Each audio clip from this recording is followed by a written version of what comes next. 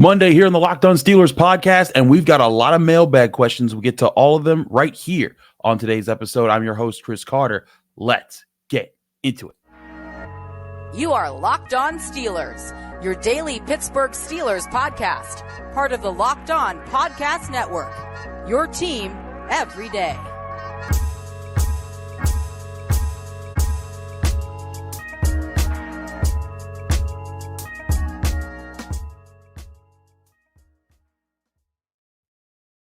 Hello, welcome to the Locked On Steelers podcast. I'm your host, Chris Carter, bringing you your daily dose of all things on the Pittsburgh Steelers. As always, you can find the show on your favorite podcasting apps and on YouTube. Like this video if you enjoy it. Subscribe to this YouTube channel to get all of your daily Monday through Friday episodes, as well as our bonus content. We thank you for making us your first listen every day because we're your team every day. And today's episode is brought to you by Monopoly Go. I admitted I have a competitive side, and as a big fan of Monopoly Go, it's the mobile hit twist on a classic game of Monopoly. Join your friends and download Monopoly Go now free on the App Store or Google Play. All right, everyone, hope you had a great weekend and everything. We wanted to get this week started because with a different way of doing it. We're going to do a Monday mailbag episode where we answer a few of the questions you guys have left out. Trust me, I apologize. We can't get to all of them, especially since the draft is over. Y'all have left me more voicemails than there are diss tracks between Kendrick and Drake right now, and that's an entirely insane amount. So we're going to get to some of the more pertinent ones, and I wanted to lead off with one that delves into the next steps the Steelers might take with building this roster, and it also kind of ties into the most recent move the Steelers have made, which was the move to not extend Najee Harris. Here's Anthony from Downingtown with an interesting question about potential trades moving forward. How you doing, Chris? This is Anthony from Downingtown, PA.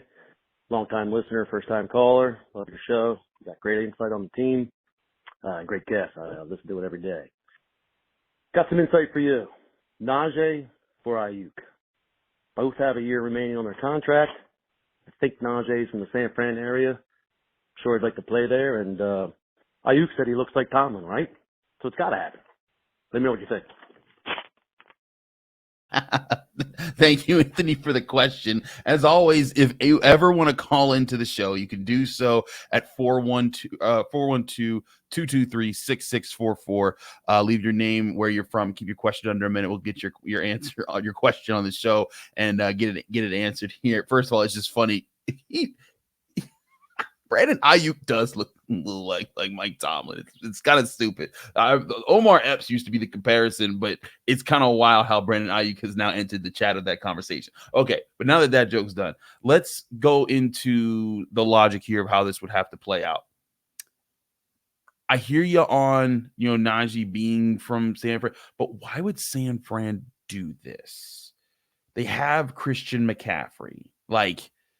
Getting Najee for a year, I don't think that there was any motivation for San Fran to do this. Now, I do think it's important to keep looking at trade possibilities. It does appear, remember we talked about Bryant McFadden, claiming that he had, insight into the Steelers getting ready to make a big move or something that was coming. He's since deleted that tweet and kind of acknowledged hey, wasn't talking about right now, but they are at least in the works of trying to do stuff. So things have died down from that conversation, and it doesn't mean the Steelers won't do it. As Josh Taylor and I mentioned it last week when we talked about it, I think that it's more so about the Steelers are going to go into the rest of this offseason and wait to see when is the best move, when's the time that a team needs to come up off a player or they need a specific player on the Steelers and they can work some sort of deal. I don't think Najee Harris would be that guy that they would trade away, especially because, not signing the 5th-year extension is one thing, but if they got rid of him, that Jaylen Warren would be the number one back, and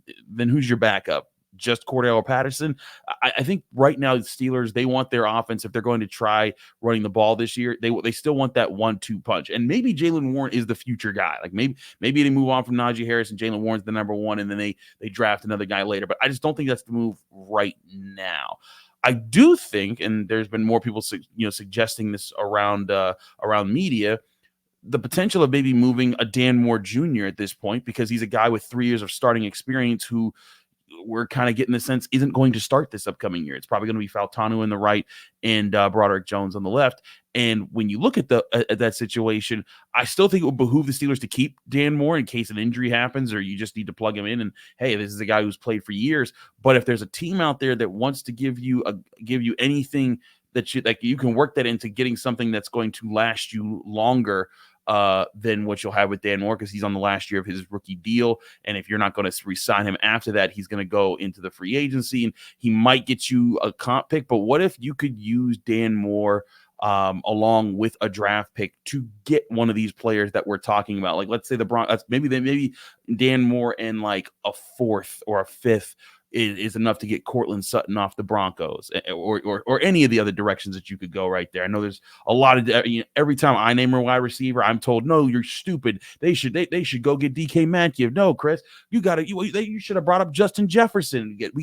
Everyone wants every receiver, and I'm not going to have time to address every single possibility of a wide receiver that could come help the Steelers from another team if there's someone that's crazy enough to make such trades. But I do think that that the Steelers are right now, they've kind of explored the field, and now they're waiting for the right moment. And that's one thing that we've seen from Omar Khan. He is putting in the research from what other teams like and don't like. That's why I think he's done so well in the last two drafts. Again, just based off of pre-draft value and where he was able to get guys when he had to trade up to get Broderick Jones, when he was able to stay put and get Troy Fautanu, and then when he was able to trade back and get Darnell Washington while still getting the pick back that he traded away for Darnell Jones just so they can get Nick Herbig. So like, I think what Omar Khan and the Steelers front office has done so far is probably just amass information, and now they're putting it into the plan, and now they're kind of like, okay, let's wait and see when's the right moment to make this move to go to get the guy that we actually want. Because I do think the Steelers will make a move at some point to probably bring in another wide receiver, and I don't think it's just going to be a free agent wide receiver unless everything just doesn't play out. Like if no team wants to come up off their one of their bigger receivers, and it just ends up just kind of just falling to the ground. The Steelers like, well, that didn't work out. We're gonna go get this guy to free agency like Zay Jones, who I think got released recently. That maybe that ends up being the move. But I think that not Najee Harris for Brandon Aiyuk or Deebo Samuel or anybody, but maybe, a package of lower day 3-round picks with a player like a Dan Moore, guy who's a backup now. I think that could be something that maybe teams that some team goes for. But again, you never know how things develop. Like, in training camp, injuries happen to teams, and then they get panicked and we got to go get this player. And what about this team? They have this guy as a backup. We can go get that. And maybe the Steelers are waiting on a situation like that where that can help them get leverage in a trade that would work out in their favor. Or even just sometimes teams have to move on for players for salary cap reasons, and they were trying to work things out. That's how the Steelers got Joe Hayden. If you remember back in 2017, the Browns cut him like mid-training camp. The Steelers were like, oh, thank you, we'll go get that guy. And then they had Joe Hayden for the last years of his career, and he was a big boost to the Steelers defense. So I think there's a lot that the Steelers are setting up for the future. So to answer your question, I don't think Najee Harris is the move for Brandon Aiyuk, Anthony, but I do think that the Steelers are weighing their options. And I do think that, hey, maybe there's some vets on the team right now that are more movable than others. I don't think that Najee's one of them. I think that it would probably be a Dan Moore, maybe a Herbig, one of those types of guys. But I still think there's a lot more to be seen with what the Steelers want to do with this upcoming season, and they still have plenty of time. It's also, and something that someone else pointed this out to me recently, this could also just be the Steelers waiting until post June 1 when the salary caps kind of get set, and then there's different kind of stipulations that go into every contract, and now trading for players is a bit easier on the team that's receiving the players. So with their contracts. So all that being said, I don't think Najee for Brandon Aiyuk is gonna happen, but I do think the Steelers are still very much players in the trade market to get a wide receiver. They're just not going to be players that make a move anytime soon until they feel like they have the perfect compensation situation for him. I mean, remember, Justin Fields was supposed to go for a first, then he was supposed to go for a second, and then they got him for a sixth. So I think that's what they're doing. They're waiting their time. They're gonna wait to see what happens and move forward from there. But we have a few other questions we're gonna get to in the mailbag here on this show, including, did the Cincinnati Bengals snipe away the Steelers' actual first-round target? We'll talk about that here more on the Locked On Steelers podcast. I'm your host, Chris Carter. Stick with us. We'll be right back. But first, I want to remind you this show is also brought to you by FanDuel, the #1 sportsbook in America. It's playoff time in the NBA and the NHL, and baseball's in full swing as well, and that makes FanDuel your #1 place to go and bet on every single game in all the different leagues. Right now, new customers can get $150 back in bonus bets guaranteed with their first bet, win or lose. That's $150 back to use on point spreads, money lines, player props, and so much more. Bet on everything from slap shots to home runs to slam dunks, all in an app that's safe, secure, and super easy to use. Just visit FanDuel.com/lockedon and you'll make your first bet an automatic win. That's FanDuel.com/lockedon for new customers to get $150 back in bonus bets guaranteed from FanDuel, America's #1 sportsbook.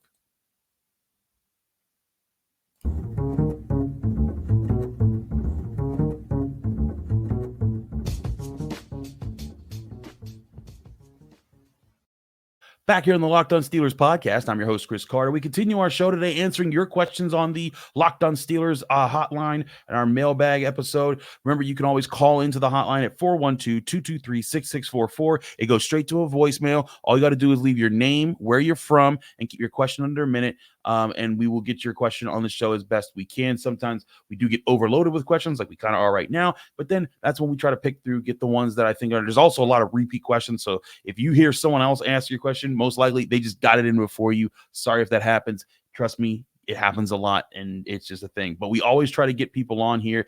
So we want to keep rolling with that here. And this is a question from our friend Dave in Dayton, Ohio. And this is a question that kind of brings up maybe some PTSD from Steelers fans from recent drafts that didn't fall the Steelers' way. But I thought it was a very good question that I'll dive into here. But to ask the question, here's Dave from Dayton. Hey, Chris, this is Dave from Dayton, Ohio. I had a question about actually a Bengals draft pick. The Bengals drafted Amarius Mims. And I wonder, do you think that was a strategic move based on how we may have looked at Amarius Mims? Because I know we've been talking about Amarius Mims for a while, and we had him high as far as what he could do. So I was wondering, do you think that they tried to sham us a little bit by drafting him, and he may have been our first offensive lineman on our board? Thanks for taking my question. Thank you for the question, Dave. As always, you can call 412-223-6644 to ask a question just like Dave did to get on the hotline. So Dave brings up a good question here, and I want to tap into the history of this too, because the Bengals have done this before. Like when they drafted, when they had like 3 first-round cornerbacks already on their roster, they went and drafted William Jackson III, and it was kind of known that the Bengals did this in order to take away the Steelers target, that's who they really wanted, because they were looking for a starting cornerback to kind of complete their roster back when the Steelers were a very good team that was regularly competing and, had a better chance to get to the Super Bowl than they've had the past few years. And so with that pick, they took William Jackson III, and instead of getting him, the Steelers went and got Artie Burns, who turned out to be a bust because they were desperately trying to fill the hole at cornerback, which is, what we talked about a little bit last week, talking about, drafting for the value of the player instead of the need on the roster, and sometimes the position that you're in when you're trying to complete what you think could be a Super Bowl roster and fill in the last weakness of it. And that's kind of the hole the Steelers fell into then. But let me explain to you why I think this is different. Yes, the Bengals did pick the same position as the Steelers just 2 picks before the Steelers made the pick. But I think that there's quite a few reasons why this isn't that situation back then, because this time around, the Bengals, like back then, like the Bengals had Pac-Man Jones, and I want to say the guy from Michigan State. I can't remember his name right now, but they had first round corners. They were ready to go, and they just added another one just because. This is a situation where the Bengals need to boost their offensive line. They need to do better there. They have not done well enough to protect Joe Burrow. Heck, Joe Burrow has been knocked out of the season halfway through it twice in his 4 years in the NFL. That's just you ain't gonna last too long if that keeps happening. So they needed to beef up on the offensive line. Tackle was a position that a lot of people acknowledged that they could take, and they were one of the teams that could steal a top tackle away from the Steelers here. But the thing is that the more that we've heard about the Steelers, just the way that they've been talking about Fautanu and the information that we've kind of gotten from them about where the big board is, I do think that the Steelers had Fautanu ahead of where of Mims, just because of how high they basically talked about they were on Fautanu. And in fact, in my top 100 big board, when I was going back and forth and I was ranking guys, my top tackles were, of course, Alt, then Fashanu, then Fuaga, and then it was Fautanu. And Fautanu was my 14th best ranked player. I had Mims as my 18th, and I also had it on actually, and I had JC Latham right after Fautanu at 15, by the way. But I had it on good authority. Like the Steelers liked Marius Mims, but not as much as the other top 5 tackles. And that was kind of like where like Mims was still a guy they'd be happy to take, but to them, Fautanu was like a perfect fit because he does the athletic things that they want. They're going to, and again, I'm just telling you, he's the right tackle of the future until we see something else. I know a lot of people are saying, oh, but he played left here. Trust me, he's the right tackle of the future. And I also get the sense that everything I'm hearing about what they want to do, that they wanted his athleticism, they wanted his experience to just plug and play on the offensive line. Amarius Mims, we've talked about it. Like, I think that he could have the highest ceiling of anyone in this class. That's why Amarius Mims was definitely a first round pick, despite just playing 8 games and having an injury history at Georgia. But like, I mean, again, I'm high on Amarius Mims. I'm not saying that the Bengals, took a bad pick here, but it wasn't going to be the Steelers pick. If the Bengals were intending to do that, there's no way to prove that they were. If they were trying to just snipe the Steelers pick away, if they did, they missed, because I've gotten a really good sense of where the Steelers were ranking certain guys in the first round. Mims was a guy they had ranked up decently high, but Fautanu was higher. And if they had taken Fautanu away, that would have changed the board there a little bit. But they didn't, and the Steelers were able to go and get the guy that they really wanted. Because again, I still think the plan through all of this was to get the right tackle for the future, and then that way they can move Broderick Jones to left tackle and they can go from there. And then again, it goes back to the trade opportunities, that now that they have these guys ready to go, Dan Moore Jr. becomes a little bit more you can find a way to send him away. Now I still think him being on the team would be good for the team, because you're going to need that flex tackle sometimes to come in and help and move around the line. You're also going to need him just for injuries' sake. It's going to happen at some point. But to anybody. So to answer your question, no, I don't think the Bengals like sniped the pick away from the Steelers. They for all we know, they could have been trying to do that. But I think the Bengals, when I was looking at their roster, I was acknowledging like, hey, they could be one of the teams to take an offensive lineman away from the Steelers that they really like, and that just. If that's what happens, that's what happens. But and then it did happen. But I think that the Bengals, they got someone the Steelers did not have above Fautanu. So I don't think they necessarily sniped away the guy or changed up their draft strategy at all. In fact, I think the Steelers were like, Fautanu's still there. We're sprinting up. We're getting him, because he is that guy. And we're going to see if he's that guy. So we're get to see him up close and personal at the end of this week at rookie camp at the Steelers facility. But we still got more of your questions to get to, some involving guys that have been later round picks. Who will they get an opportunity to step up this year or anytime very soon? We'll talk about all that here next on the Locked On Steelers podcast. I'm your host, Chris Carter. Stick with us. We'll be right back. But first, I want to remind you the show is also brought to you by Monopoly Go.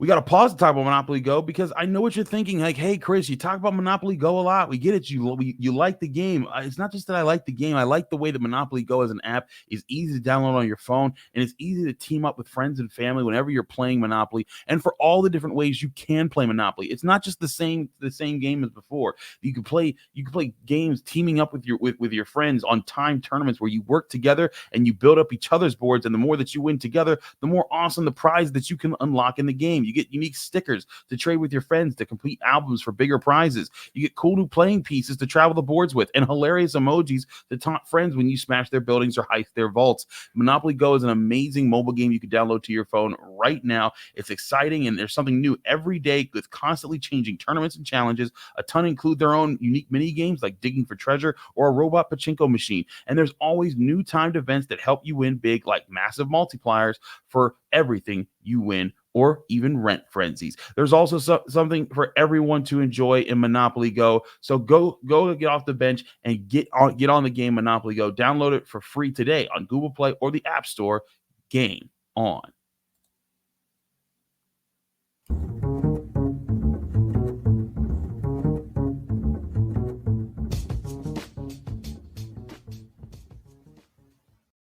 Back here in the Locked On Steelers podcast, I'm your host, Chris Carter. We continue to answer your questions from the Locked On Steelers hotline in our Mailbag Monday episode here. A reminder, call 412-223-6644. Leave your name, where you're from, keep your question under a minute, and you will get a chance to be on the show with your question. Our next question gets back to a guy we've talked a little bit about, but we'll talk a little bit more here. This is Ryan from Kansas City. Hey, Chris. This is Ryan in Kansas City. Love the show. My question this time is about cornerbacks. I know we picked up a couple in the draft and then undrafted free agent, but I'm also looking at Cory Trice, and I'm seeing that he's working out, and it looks like he's working out pretty well. I'm just curious if you had any insights into if he's coming along well enough that he's going to be a potential starter for us this year, or if you had any information on Cory. That's it. Thanks. Bye. Thank you very much, Ryan. Appreciate you calling in and giving us your question there. So let's get into some things about Cory Trice. For one, I don't have any information that he's going to be a starter this year. I doubt that he is a starter this year because they went and got a Dante Jackson. Unless he plays so well in training camp and they move Dante Jackson to the slot and that's their plan all along, that would be a surprise to me. But I do think there's a chance for Cory Trice Jr. to make a step up this year and be in that conversation.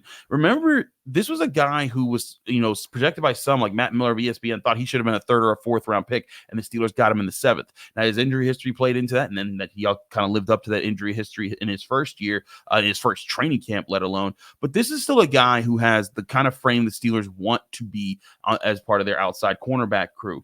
He's 6'3", he's 206. He ran well with a 4.47 40-yard dash.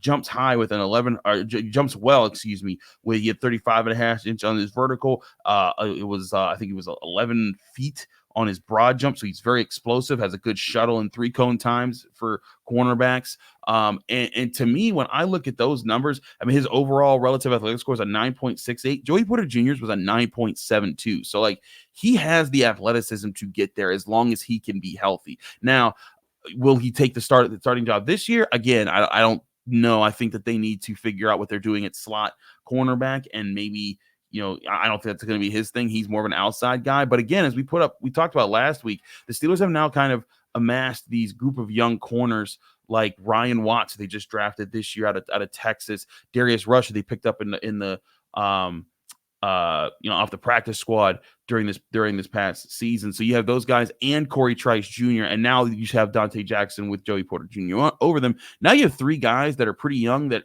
you could kind of play around with and see who's the best option here. And competition breeds the best form of success. And I think that's where the Steelers are hoping to get something out of Cory Trice, just to say, hey, can we get you some reps? Can we see how you perform? Can you get back to being healthy? Because if Cory Trice does do that, who knows? Maybe the Steelers will have their guy there for them. But I don't think that it's something that the Steelers are banking on. And that's why they went and traded. When they traded away Deontay Johnson, they made sure to get back Dante Jackson because he was going to be able to help with that. And I think that was certainly a blessing for them there. But all that said to be said, no, I don't think Cory Trice is a starter this year, but I think that this is a year where if he practices well, he can get some more opportunities in the rotation of cornerbacks, and maybe he becomes the long-term partner of Joey Porter Jr. So many things to unpack there, but again, lots of stuff that would have to happen for Cory Trice to be that guy this year. But there's some people who want to compare another late round pick for this one from this year and how he might fit with another mid-round pick the Steelers had in recent years. This is Austin from Southeast Ohio. Hey, Chris. This is Austin Hill from Southeast Ohio. I know it's a little early for camp talks, but I was just curious if you've seen a similar role for Mason McCormick as we had last year with the things Kendrick Green were doing in camp. The fullback stuff, getting them out in space and getting them to move around a little bit. After watching Mason McCormick's tape, it seems like he's obviously extremely athletic. I think that was one of the main reasons they picked him. But, without Derek Watt being the fullback and, Hayward being a little bit smaller of a tight end fullback combo, I don't know. I thought it'd be a possible, interesting play there as his rookie year if they're getting him in there and maybe letting him move around. But let me know what you think. Thanks. Bye. Thank you, Austin. And again, that's 412-223-6644 to get your questions in on the show like that one. Austin, that was a very good question about Kendrick Green, because when you look back at what the Steelers tried to do with him, he was a guard. They tried to move him to center, and it didn't work out, and they were trying to figure out what to do with him. And if people remember the last training camp Kendrick Green had, the Steelers were putting him at fullback and having him run like secret plays at practices and training camp. And people were excited, like, oh, man, this will be something new here. And then eventually he just goes to the Texans, and it doesn't matter. But I don't think the Steelers are going to use McCormick in the same way. I think that he's more of a traditional, like, you have a really good chance to be part of the future at guard. And let me explain why. Kendrick Green, to his credit, like you pointed out, Kendrick Green was a heck of an athlete coming into the NFL draft. He had a 9.25 relative athletic score, ran a 4.89 in a 40-yard dash. So, like, that's a guy who could move. His vertical was impressive. His broad jump was impressive. So, like, this dude had explosiveness and get off, and he was explosive from the lower body. But where Kendrick Green and the Steelers concealed this pretty well, because sometimes height can be elusive to find in the NFL draft process. But Kendrick Green was less than 6'2" officially.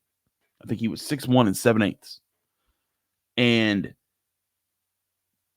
that combined with he was very much an undersized guy at the guard position, whereas like Mason McCormick is 6'4", 309. He's more so the kind of build that people want more so on their offensive line, is a little bit bigger. But that doesn't mean that players like Kendrick Green should be just left alone. It just means that, hey, there's other advantages that certain guys are going to have. And this is why I don't think that Mason McCormick is going to get the Kendrick Green treatment, because I think the Steelers were just trying to figure out a way to keep Kendrick Green around or find him a role that would really help the team, and it just wasn't working. And part of it was Kendrick Green, one, couldn't snap, two, couldn't bully people off the line consistently enough. And it just, from when I looked at it on tape, the Steelers, one, aren't looking for a guy who can snap right now. They got that in Zach Frazier. But Mason McCormick, one thing I know, but he gets off the ball. He explodes. He controls you. He blows you back. He is looking to dominate the point of attack. Kendrick Green looked to, but often showed that he didn't have the functional strength to take on bigger defensive tackles, especially. So that's why I think Mason McCormick isn't him. I think that they're going to use him specifically a lot on the offensive line, and to give him some chances to kind of get the flow of things. And again, like, Kendrick Green's relative athletic score was a 9.25. Mason McCormick's was a 9.96, almost a perfect relative athletic score there for him. So I think that his next thing is going to be a little bit different from what Kendrick Green did. In fact, a lot different what Kendrick Green did. I think Kendrick Green just fell into something and was trying to hope to make the best of it. But I think Mason McCormick, he'll come into rookie camp at the end of this week, and I think that he'll be a person that we'll be definitely watching for when the pads go on and the hitting is allowed to commence later in August when Steelers training camp returns. But that's it for our mailbag episode here on the Locked On Steelers podcast. I'm your host, Chris Carter. Sorry for all those who we couldn't get to. We apologize, but there's a lot of y'all who leave these voicemails, and we try to get to them as best we can. Again, call 412-223-6644 to get your question on the show here on the Locked On Steelers podcast. Again, I'm your host, Chris Carter. Thanks again for tuning in. Follow us on Twitter. First of all, subscribe to this show on your favorite podcasting apps and on YouTube. Like this video if you enjoy it. Subscribe to this channel to get all of your daily Monday through Friday episodes, as well as our bonus content. Thank you, everyone, for tuning in on a Monday here. Back tomorrow with more on your Pittsburgh Steelers right here on the Locked On Steelers podcast.